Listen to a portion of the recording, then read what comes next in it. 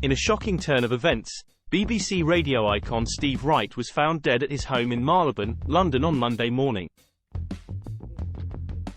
The 69-year-old radio presenter, who graced the airwaves on BBC Radio 1 and 2 for over 4 decades, was pronounced dead at the scene. The police have confirmed that his sudden death is not being treated as suspicious.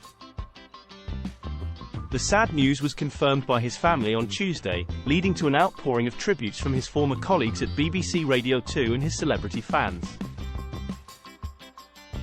A poignant image of the broadcaster, taken just weeks before his death, has surfaced, showing him in a light-hearted moment with close friend and composer Anthony James in New York. Steve Wright's family released a statement expressing their deep sorrow and profound regret at his passing. He leaves behind his son, Tom, daughter, Lucy, brother, Lawrence, and father Richard, along with countless friends, colleagues, and devoted radio listeners who cherished his presence in their daily lives. BBC Radio 2 host Sarah Cox struggled to hold back tears as she announced the news on air, expressing her devastation and shock at the loss of the extraordinary broadcaster.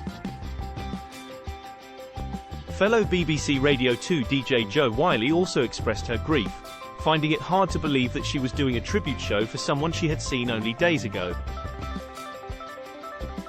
Vanessa Feltz, a longtime colleague and friend of Steve, paid a touching tribute to him on Talk TV, thanking him for the hours of music and entertainment he provided, especially his unique habit of singing along to songs.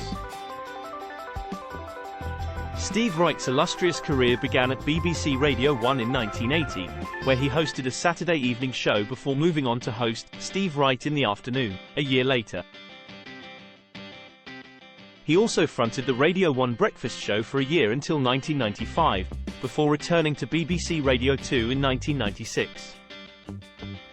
He continued to present shows on BBC Radio 2 until his death, including the long-running show, Pick of the Pops. His final appearance on air was on Sunday, hosting a pre-recorded special Valentine's Day edition of his Love Songs program.